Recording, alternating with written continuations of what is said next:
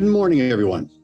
Thanks for joining us today. We have an exciting topic that we're going to cover today, and really appreciate you taking the time out of your busy schedules to join us.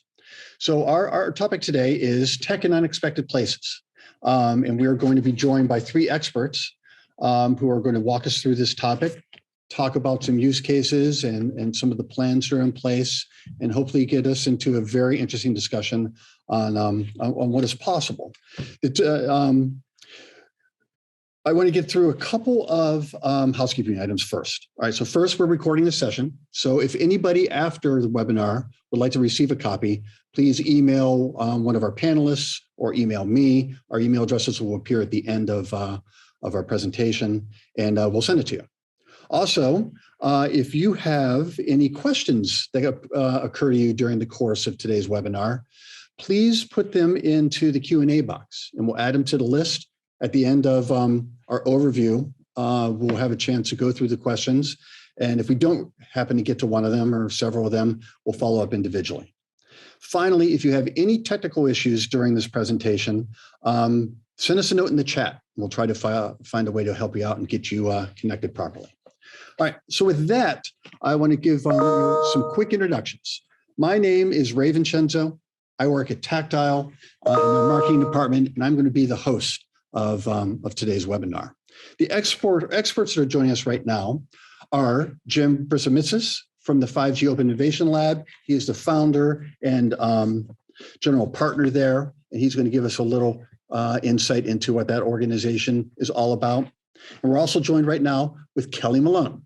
He is the Chief Customer Officer at Tactile, makers of their flagship product, the Manifest Work Instruction Platform. And he will give us some insights into how that technology takes place in this unexpected place, a small farm in Western Washington called Swanstrail Farm. So we'll give you some examples of how the technology is being implemented there. So with that, I would like to have Jim and then Kelly give us a quick insight into their companies, their organizations, and then we'll get into the farm implementation. Excellent. Thank you, Ray. Kelly, is it okay if I go first? Yeah, absolutely. I'm sorry, I forgot the order. Hey, everyone. My name is Jim Brisimitzis. I'm the founder and general partner of the 5G Open Innovation Lab here in Seattle. We started our very first program in May of 2020. In fact, we had the chance to work with 15 amazing teams, one of which included Tactile. 5G is, there's a lot of buzz about it in the marketplace, and for good reason. It promises to really unlock an entirely new wave of innovation. For carriers that are providing 5G services, it's actually a fantastic opportunity for them to build long-term and sustainable inroads into the software development ecosystem, which is what our program was designed to cultivate an ecosystem of.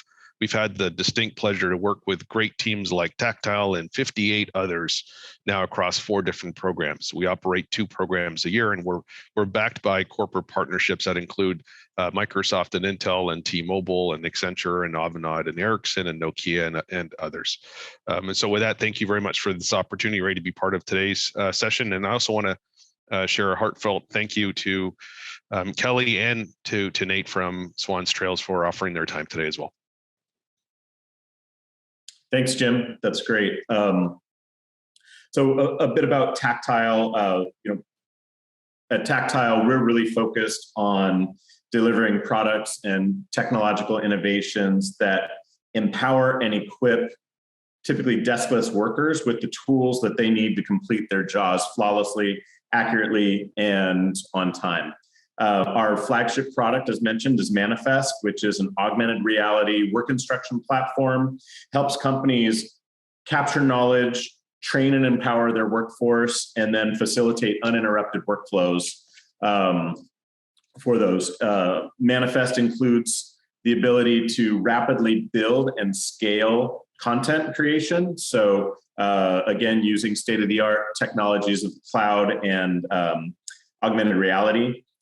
It's a very secure platform, can be deployed in a variety of different ways. So it can be obviously hosted in the cloud, but also deployed at the edge, which is how it's actually been deployed here at Swanstrail Farms. It's an end-to-end experience for frontline workers. So not only does it have the knowledge capture, the work instruction deployment to operators who can follow those work instructions, but it also has live remote assist and collaboration capabilities so that a worker can ask for help and get support with that. It runs across a variety of devices, and it integrates with other systems and workflows. So just a little high level overview of the company and the product there. And hopefully, I'm not sure that I know we were having some technical difficulties getting Nate to join this morning. So I'm not certain if he is going to be able to join us. Nate is still a bit delayed. So I'm going to ask, if you don't mind, Kelly and Jim. I mean, Kelly, you can start us off. We'd just like to get a sense of Swanstrail Farm, what they are all about, and then we'll dive into the technological solutions that your organizations are implementing there. But if you can, give our audience a sense of what the farm is, located in Western Washington, just a bit of brief background, if you may. I am going to stop you there. The star of the show has arrived. Nate Crowley, the operations manager from Swanstrail Farms, is on the phone. And Nate, if you're okay with it, we'd love for you to give us a bit of an overview of the farm and tell us what you do there. Hey, thanks, Ray. We are a direct farm market over here in Snohomish, Washington, meaning that all the products we have and everything we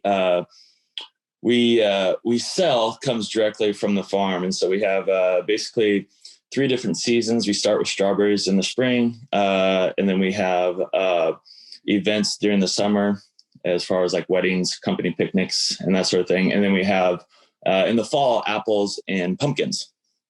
And so those are people come out and buy all those products. The farm is right around 150 acres. We have about 4,000 apple trees. And we basically are right out of Seattle. So we're about 40 minutes right out of Seattle.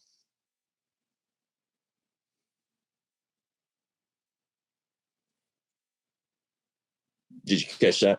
Yep. No, that was great. Thank you. That is fantastic. So, all right. Well, thank you for that. And thank you for giving us a sense of what your farm is all about. So at this point, we really like to dive into some of the technical deployments that are taking place right now and that will take place or plan for the future. So if you don't mind, Nate, can you give us a sense of what is happening on the farm today and some of the discussions you've had with the 5G Open Innovation Lab and with Tactile about plans for the future? Yeah. So we've really tried to, about a year ago or so, they came to me with this, bringing technology into the farm. If you would have asked me, what we needed or what we wanted, I would have had no clue until technology is really presented to me. If you look kind of in the future, that's how I look at it, as in the future is I don't know what's going to happen. But basically what we're doing right now are 3 different things that have been very, very useful to us. The very first thing is, and the first 2 I'll touch upon, is done through just your regular Wi-Fi connection and that sort of thing. They've been and then the last one is you need a bigger sense of connection, which means you need a bigger it's the first one we did was the water. And so water is a huge thing. It's a natural resource. It's and it's basically life, right? So like everything you do as far as out here is really revolved around water. And so when they came to me, they said, we really want to help you with the watering portion of your orchard. And so they gave me these moisture I'm sorry, my mind's blank right here. Moisture sensor sense. Yes. Yeah. Thank you very much. Moisture probes and sensors. And so what that is a 24-inch probe that goes down into the ground, and every 4 inches it measures the amount of moisture in your soil. The old way of doing this was digging down 18 inches or 12 inches or whatever it is, and grabbing it with your hands and squeezing the soil and saying, well, hey, how much moisture do you have in my ground? There's really no precise way of knowing. And what we ended up doing is just blindly throwing water on our trees. So we're just blindly throwing that water on the trees. And what happens is when you do that, you don't know what you're putting on. And so to give you an example of what was happening with those moisture sensors is we were watering for 12, about 12, every 4 to 5 days we were watering, give or take, right around there, depending on what the weather is. The moisture sensors came in and said, we're way oversaturated. We have way too much water on our trees. And to kind of make a long story short, we ended up dialing it down to 3 hours every 2, 3, 4 days. And so that's a 60-70% water savings that we had. Now we're completely fine here with water. We live right next to the Snohomish River. We have we have as much water as we want. But if you think about other places that actually need water and are desperate for water, this is a huge piece of technology that really can help them being more precise. And our trees look way better. We didn't have, the disease this year. We didn't have the problems we normally have just because we're getting the right amount of water into it. So that's the very first one that we did. The second one we did was the weather station. The weather station tells us anything and everything you want to know about the weather. It'll tell you the wind speed. It will tell you how far lightning struck from you. But where it really helped us out is that believe it or not, your apples can get sunburned. And so if there's too much UV rays coming onto your apples, they'll actually get sunburned. And so what we kind of want to do is measure. Then we know that we need to shade our apple trees. And so the amount of labor that takes is at least 2 days of about, 3 people working. And so if we don't have to put it out on those really, really hot as far as labor goes. And so that's the other piece of technology is that weather station and how it's helping us. And those are the two that we're using with Wi-Fi. The third one is where we're using is the mapping of our orchard and soil optics. And that's all mapping done through LiDAR systems and a scanner in front. Now, those are the main thing, but you need big data in order to do that. You need your own thing as far as, it's the information is here and then it's processed somewhere else. And then it's brought back to us. And what that mapping does is that you can look at every apple tree I have, or every apple on the tree. You can look at the tree. It helps with pruning your in one spot. And of course, the soil mapping is part where you can nitrogen you have in the soil, what's your pH, and you can get exact amounts down to micronutrients. And so it helps us pinpoint where to put more nitrogen or where to put more phosphate or wherever it needs to be, we need to put more in there. And that saves money for us. It saves time. And with nitrogen tripling this year, it's a huge plus for us because now we know we don't need to put it in this area, but we do need a little bit here. So we're saving money in those regards using that soil mapping. So those are the 3 things that we have. We have the water, we have the weather station, and then the mapping, which is the soil, which is big data, the soil, the LiDAR, where you're taking pictures of your orchard and everything else. And so, yeah, those are the 3. And then in the future, what we've talked about is with tactile. We're looking at using augmented reality to help work on our equipment. And this is something you would never guess you would need until you actually put the headset on and say, wow, this really would help us with what we're doing. I had that opportunity to do that not too long ago. And, how if something goes wrong with our tractors and I don't know how to fix it, but we need to get that thing out there planning or whatever it is. I can communicate with somebody through augmented reality and try to troubleshoot what's going on with this tractor with a dealer somewhere else. And so that's one of the things in the future. And then, like I said before, you really don't know what you're missing until they bring it to us, because I would have never guessed that working with tactile or using water sensors or whatever be helpful, but you really don't know until it's brought to you how technology is really going to help you, and it's surprising in the different ways it'll help you never thought possible. All right, well, that's an outstanding overview of 3 use cases. So thank you for that, Nate. Jim, I'd like to turn to you, if I may, for a second. Sure. Give us a little bit of flavor for how 5G was a critical component of those use cases, those implementations for the water sensors, for the weather station, or the mapping system that Nate outlined for us.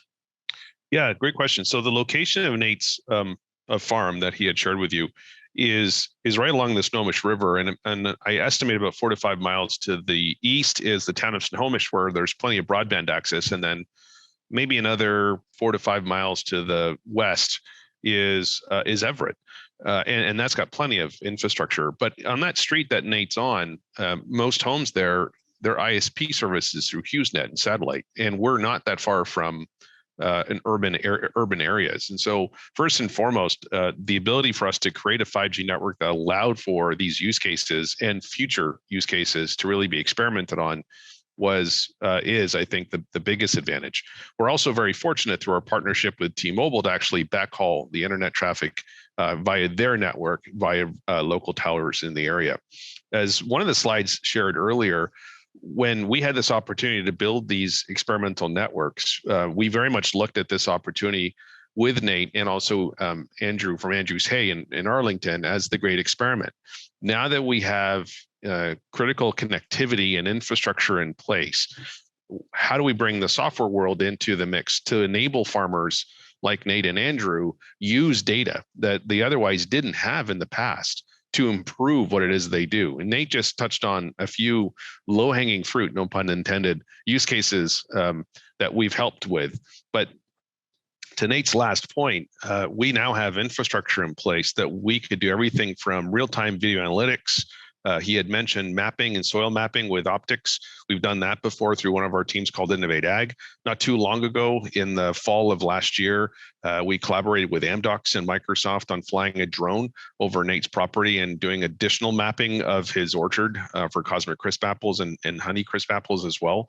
And all of that was running over our network and being processed, the data being processed on edge computing. Longer term, we really see it 5G as a critical enabler to a number of use cases, just like tactiles, where there is an immense amount of data being generated out in the far edge. And when you marry connectivity with edge computing, fundamentally changes the way that software applications are developed and experiences that can be delivered. And that's one of the exciting areas that I'm super bullish on relative to the problem areas that Tactile is solving with Manifest. Outstanding. Thank you for that overview. And Kelly, I want to pose to you a similar question. Some of the discussions you've had with Nate about how Tactile and its Manifest platform can be used on the farm today and into the future. Absolutely. So today, one of the most obvious areas is to actually provide augmented work instructions. So stored work instructions for things like routine maintenance on equipment or food production equipment, for example, to do break fix repair, routine maintenance, inspection, and even onboarding of new workers each season, where they can utilize augmented work instructions to see how to perform a task.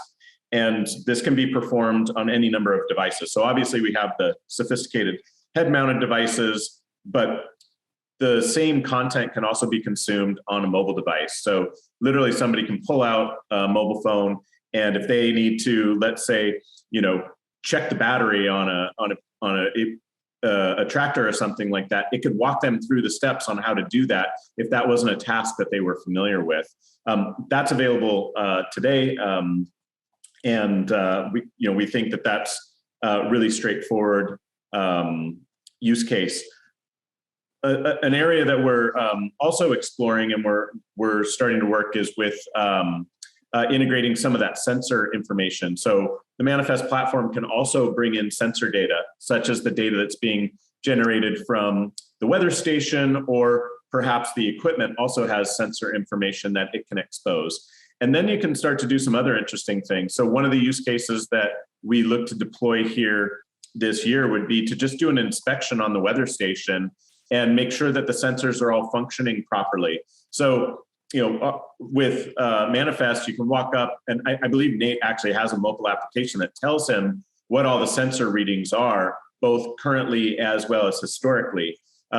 Using a tool like ours, though, somebody who needs to make sure that that piece of equipment or those different pieces of equipment are functioning properly could utilize a work instruction that walks them through how to perform an inspection, how to calibrate or evaluate those sensors, and also show them the current readings. Plus, then they can use another tool or instrument to make sure that it's calibrated or working properly. So that work inspection piece is critical. One other thing that's available today is the ability to do live remote assistance. I think Nate mentioned that where an operator can actually call for support. That support could be there at the office farm for somebody who's out in the field, or it could potentially even be back to a dealer or somebody else somewhere in the country or around the world to provide on-demand support.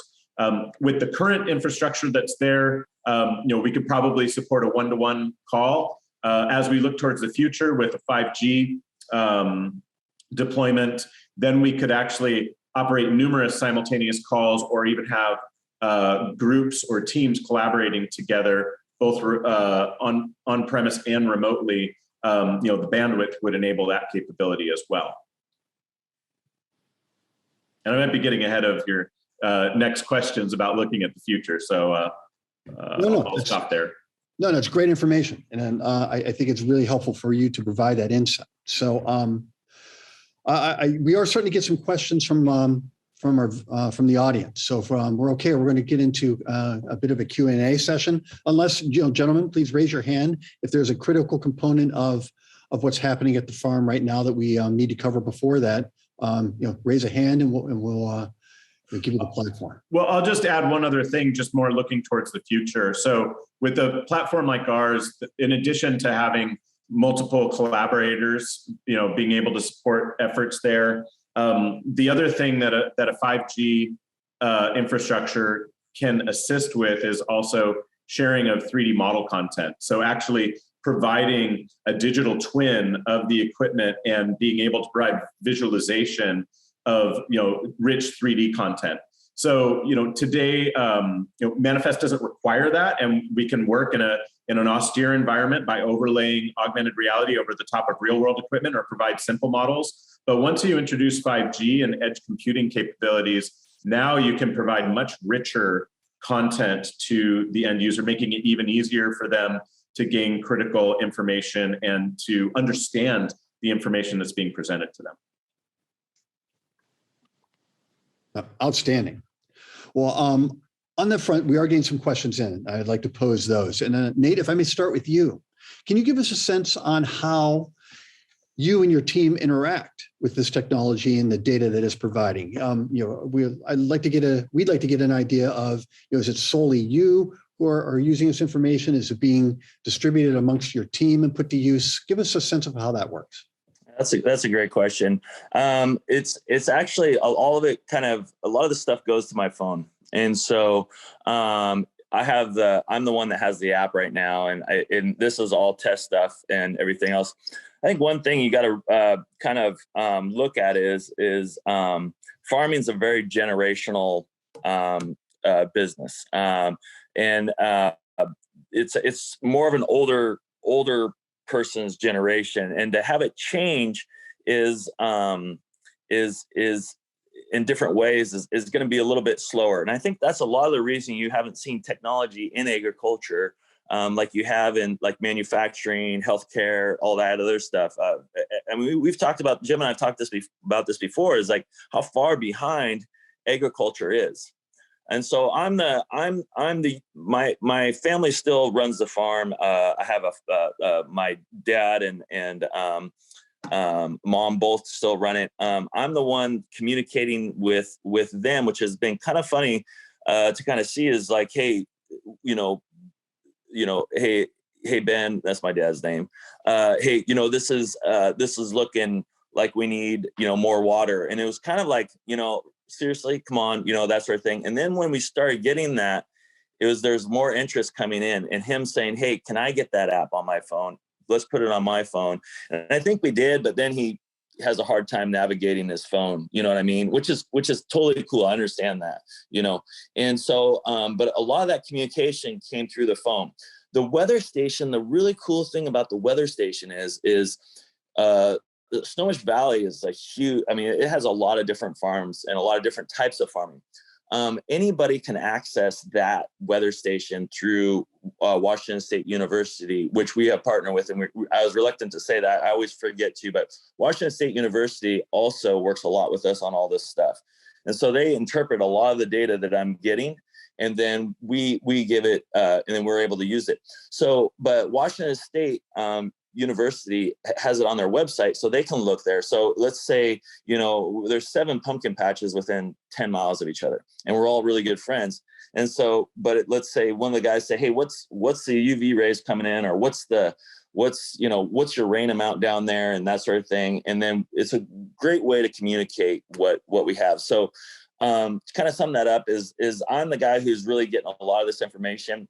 The nice thing is I know I can take this and hand it off to somebody else, because they've made this technology farmer friendly.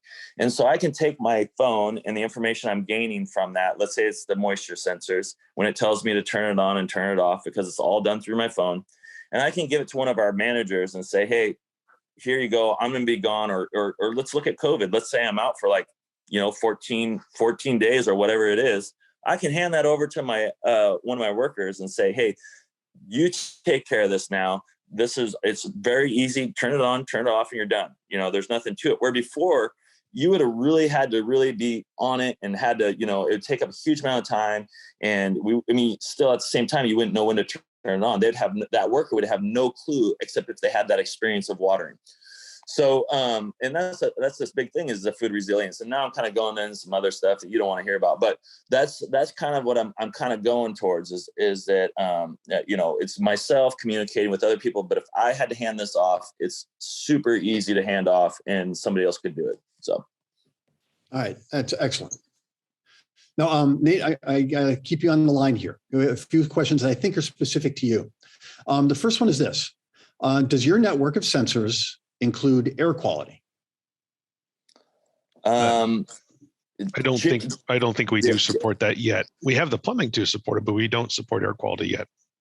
Got it. Don't believe. Okay. And then the next question is: are sensors fixed? Are sensors fixed, or do you include mobile sensors on vehicles, drones, mobile crawlers, even wearable devices for workers? What's the thinking there? Yeah, the soil sensor probes that are in the ground do come out in the wintertime, obviously for frost reasons, and then we put them back in the ground at the beginning of the growing season. The network allows us to actually connect now with a myriad of different devices, just as asked in the question. And we're exploring those opportunities. Obviously, we're limited by some funding, but more or less, we can support all of that going forward. All right. And of those, have you thought about any of those, Nate? Any of those mobile applications? Are there any that seem particularly useful for your environment? Well, I don't know. I don't know if this pertains to it. We have had, and Jim, you might be able to speak to this a little bit, but we've had the sensors, like the optic soil sensor and the LiDARs is a mobile device that moves. It's on an ATV that runs through all of our fields and through our rows to take pictures, and everything. And that in itself is a mobile device that we're using. We have looked at moving into like driverless tractors and that sort of thing, which we did have, and it wasn't working out right. The progress was not, but that had nothing to do with, that was our own before we even started technology. We had this thing sitting on our tractor trying to figure it out, and it came down to the dealership not doing it. But that's not right here. But we have looked at different ways to use mobile, different types of mobile agriculture, self-driven and that sort of thing. Correct. And we, as I mentioned earlier, we are experimenting with our partners. We recently conducted a study with Amdocs and Microsoft using Project Visage, which is an incubation engineering effort within Microsoft. We publicized it on LinkedIn and wrote a blog jointly about it, but that allowed us to capture real-time imagery of Nate's farming footprint and then process the data from the drone on our edge server and then move that data up to Azure Cloud. That happens to be where the startup that we've been collaborating with Nate on, Innovate Ag, is running their applications as well. And so that was actually really exciting for us because I believe in a world where eventually 5G and computing kind of fuses together. And for developers who are building great experiences that benefit growers like Nate, that all just becomes sort of seamlessly available to them as they're harnessing the power of data. That is a great area for us to talk about for a few minutes. And like Kelly, your perspective, and Jim, yours as well. But explain to us how important it is, this marriage between 5G and between the tactile manifest work instruction platform. I really see those working in concert here at Swanstrail Farms and in other applications. So can you, May Kelly, start with you. Can you give us a sense of how those technologies are so complementary and useful together? Certainly. Well, I alluded to it previously about the ability to incorporate 3D model content or have multiple participants supporting collaboration. Another area which kind of hits on something that Nate hinted at as well. This tractor, the self-driving tractor that was having some troubles. If that dealership, who's probably supporting dozens, if not hundreds of farms in Western Washington, had the ability to remotely connect to the vehicle and remotely support Nate, then it would probably be, they'd be more successful. So we're definitely looking at working not just with the dealers and distributors, but also with the equipment OEMs themselves to be able to better provide support all the way down to that final end user. And that can only be made available or be accessible and scale if you have infrastructure like 5G to support that communication and that collaboration and the sharing of data that would be required there. But it really allows an organization to scale where a company like Case, for instance, could directly support Nate from a headquarters or from a regional office without necessarily having to have somebody right on site. All right, that's a great example. And Jim, is there anything that you can add in terms of how these technologies are working together and are a very useful marriage for businesses like Swanstrail Farms? Yeah, just from a nostalgic perspective, if we remember the days of 3G, when we had the first sort of advent of a smartphone and early days of mobile applications, if you go back and remember those days, how somewhat deprecated the application experiences were due to limitations, both limitations of the network and the data services it could provide and the phones themselves. And now you fast forward to where we are today in 4G LTE world and now 5G, the experiences are just so vastly different because the resources exist. We have fatter pipes that are going to mobile devices. We have devices that contain an enormous amount of localized compute. And then we have new app experiences that have unlocked a whole set of new experiences for us as consumers, but also on the business side as well. And to draw a paradox here, it's really what Nate is experiencing as well. He's a very established farmer. He knows very cleanly what he needs to do in terms of growing his crops. And the traditional tools that he used to get a better sense of the health of his crops and the health of his land was only delivering so much insight. And when we provided him with access to a network and some very low cost sensors, we started to present a set of data to him that really helped him understand, oh, wow, there's, what I used to do in the past of throwing more water on the trees actually is not helping, it's hurting. So let's back off on that. And as he explained, he's now cut back significantly on water because of that. And that's not unique to Nate, guys. That's unique to every industry on the planet. And Tactile's been engaging quite a bit on that. So just to close, the fact that they didn't have real access to a reliable wireless network on the grounds itself. And then, of course, we're trying to improve our backhaul. there isn't any fiber in the ground around Nate for miles, and that's one of the biggest issues we've had. Thankfully, we have T-Mobile with the backhaul support, but now that we have that platform, the sky's the limit. No pun intended. In that we have a set of startups and we have a number of collaboration activities in works today with WSU, and also University of Washington is a partner of ours, as is WSU and in our Edge cluster here in Washington State. We have a platform now that honestly any type of technology could be innovated on and experimented with and eventually proven out as a use case or learnings improving the product themselves. For those that are asking questions around what type of weather data we collect, WSU publishes what they call Ag WeatherNet, and I sent you a direct link in the chat that points directly to the real-time data you're getting from the weather station at Nate's farm. Jim, if I can keep you on the hook for a second, another question that came through from one of our viewers is: do you envision use cases where private LTE can be useful here on the farm or in other agricultural situations? Yes. Or LTE plus Wi-Fi is just fine. Can you give a sense for the possibility of that and the benefits of that approach? Right. So Nate's, as Nate mentioned, he's got about 150 acres. When you get over to Eastern Washington or larger ag states like California or Idaho, the Dakotas, you get into thousands of acres. And so the reason why I'm sharing that is Wi-Fi is great if you're within 100 feet or so of an access point. Wi-Fi has very, very severe limitations when you try to cover even areas like Nate's. And so going cellular is really important from a spectrum and network perspective. And that's what we wanted to enable with our networks and collaborating with Nate and Andrew. 4G LTE is one standard. 3G was before that, 2G before that, and 5G is the latest standard that the carriers like T-Mobile are starting to roll out today. So can you accomplish a lot of this today with 4G LTE? Absolutely you can. Can it get better because you have better throughput and better jitter performance and latency with 5G? Sure. Is it kind of overkill today for a grower the size of Nate to go full 5G? In some cases, yes, it is. But what we're doing is we're unlocking some of that experimentation capability and allowing companies like a Tactile to work with the industry directly on the types of use cases that could really be validated.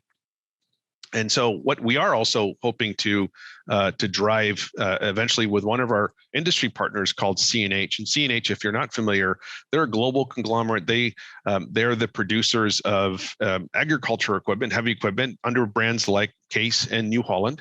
And we're working with them on potentially a recipe book for a variety of different farm configurations. And so hopefully one day a dealer network similar to the one that supports Nate today would have the means to be able to roll in and actually build discrete private wireless networks quite simply, if possible, and enable some of these use cases really to take advantage of it. You've probably seen some of the great work that's being done by CNH and John Deere. We actually have another startup in our batch called Blue White Robotics that absolutely provides fully autonomous capabilities where essentially a grower wakes up in the morning, programs what his fleet of machinery is supposed to do from seeding to planting and all the other fun stuff, and autonomously just goes. Once the network's in place, then those capabilities and those use cases really come to life. So groups like CNH are actually quite motivated to figure out how do you bring wireless capabilities through cellular to industries like agriculture so that we can really help to unlock some of these use cases that exist today. It's very, very insightful. That's fantastic. Another question that we have from the audience, and I think, Nate, we should start with you, and then Kelly and Jim, you can weigh in as well. But Jim has mentioned that lowering costs is certainly one of the goals and benefits of implementing technology such as this. So the question is, how can smaller, low-margin farms take advantage of emerging technologies like these and do so with limited capital? Nate, you might have an interesting perspective, and then we'll go to Jimmy. Yeah, that's a great question. I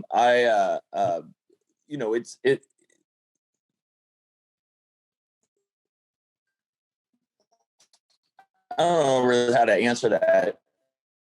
A lot of this stuff was low cost that came in. And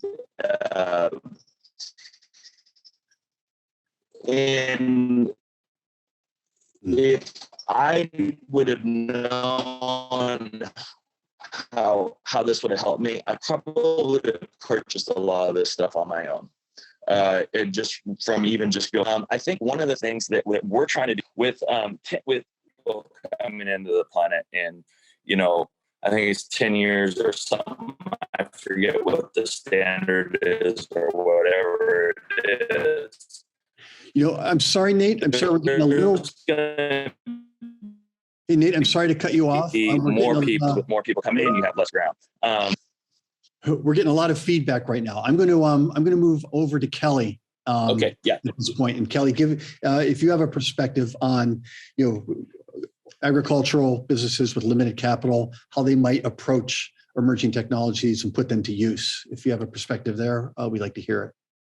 Yeah, I mean, certainly a lot of the technology that we're presenting to and experimenting with Nate and with the 5G labs at Swanstrail's farm is expensive. We do have HoloLens devices, for example, which are big, mixed reality devices that are quite expensive and not necessarily suitable for outdoor use. And so those probably aren't the place to start for somebody who needs to operate on a budget. That said, though, like a solution like Manifest can run, you can author in a browser, and then you can follow those step-by-step instructions on a mobile device, like an iPad or a handheld, mobile phone. And so then it becomes much more cost-effective. And again, with cloud-based solutions where these folks can access them over the wire, that also helps reduce costs. They don't have to install servers and manage an IT infrastructure that there's cost associated with building out and setting it up, but then there's also the ongoing maintenance and management of it for folks who technology isn't really their game. So that's where cloud technologies come in. But the critical piece of linking individuals to that cloud technology is having, wireless data. And that's where this really is able to come together. So, I would say there are cost-effective solutions whereby on a mobile device, through applications connected to a cloud service, it really can be cost-effective. And in fact, I think the weather station example that Nate referenced is a perfect example. I believe that the other farmers in the area are actually able to freely access the weather data that is being produced on Nate's farm, and they can use that information to help produce better results in their farm and in their area. So solutions definitely exist there today, and you can get started, kind of crawl, walk, run approach, if you will. Fantastic. All right. Well, just as a time check, we're going to go a couple minutes over the allotted time, but in our last 2 minutes, just want to give you three gentlemen, a final thought on the application at Swanstrail Farms and what that means for agricultural businesses in the future. So, Kelly, if you want to continue on and give us a final thought, then we'll move to Jim and let Nate finish, and we'll wrap up. Absolutely. Well, first off, I just want to thank both the 5G Open Innovation Lab for giving us the opportunity to participate here. Greatly want to thank Nate and Swanstrail Farms for supporting our efforts and allowing us to experiment and try out the technology. It's just so great to have this opportunity to apply the technology in a real world application and get the feedback and results that we need to make sure that it's suitable and purpose built. And so thanks to you both, and we really look forward to continuing on with this dialogue. And I really hope that we can come back here, perhaps after the next season and in the future, and just kind of check in on progress and see how this has really evolved. I really see this as kind of a starting point that we can come together and track down the road and see how it progresses. Terrific. Jim, any final thoughts? Yeah, equally, I'd love to thank the team at Tactile for inviting us to be part of this, and sincere thank you to Nate for hosting our crazy experimentations at his farm. He's been a great partner of ours, and we've learned as much from him, hopefully, as he's learned from us, and it's been a great partnership. The one thought I wanted to leave you all with is when you take a real deep look into what 5G is, and there's a lot of noise out in the marketplace around it. Just keep in mind that software dominates many industries today, and if IDC is right about their forecast into what enterprises will be spending in digital transformation projects, about $6.8 trillion. There's a significant amount of opportunity in the enterprise world around scenarios that will absolutely require connectivity. It will, in many cases, require and justify the build out of private enterprise wireless networks, moving away from Wi-Fi primarily as it's wireless, but using cellular. And we're seeing a lot of investments going into that space, whether it's in companies like ours or others. And then software at the end of the day is going to be creating these experiences that ultimately help growers like Nate and folks in other industries be more efficient at whatever it is that they're doing. And it takes teams like Tactile and others to bring that innovation forward. And so the farms for us was really about cutting through a lot of the noise and the hype that you see about 5G and edge, and actually creating the network so that we can experiment and see for it ourselves, and also validate it with growers like Nate in this world of agriculture, so that we see use cases that have repeatability and commercialization opportunities that are truly helping. And so that's what I want to leave you all with. And thank you for the opportunity for allowing me to be part of today's webinar. Cool. Thank you for that, Jim. If we can move to the next slide, just so people have a chance to jot down email addresses, and then we'll let Nate give some final thoughts on really cutting edge stuff that you're doing at Swanstrail Farm. So we will keep track of your progress and hopefully have a chance to meet with you again at a future date and hear how things have progressed. But Nate, any final thoughts for the people? No, I appreciate Tactile and the 5G Open Innovation Lab. It's been great working with them, and I truly believe in what we're trying to do. And I think it all runs down to, from a farming perspective, I know there's a lot of technology and you're trying to improve, but from a farming perspective, I think what we're trying to do is solve the problem of food resiliency. And the only way we're going to be able to do that, and we kind of say, well, technology is going to solve all of our problems. But I really feel that if we can produce more food on less ground and be more precise and precision and save our natural resources and be able to do that, and that's by partnering with Tactile and the Innovate Ag and with the 5G Open Innovation Lab. And I think we can really accomplish a lot of things. Even though we're not huge producers of food, we can take these things and apply them to different areas that we're learning and try to use technology to grow basically more food on less ground. And I think that's the big thing that we're really trying to accomplish here. All right. Well, that is a worthy goal. All right. Well, I want to thank all of our panelists. Thanks for taking the time today. Everybody in the audience who spent a little extra time with us today, we appreciate that. I know we didn't get to every single question that was sent in, so we'll try to follow up individually and get you some answers. And you see the email addresses here. If you have follow-up questions after the event, or if you want to make sure that you get a copy of the webinar, we'd be happy to send you that link. So just email one of our panelists here and we'll take care of it. Thank you, everyone, for joining us today, and we look forward to hearing more about what's happening at Swanstrail Farms in the future.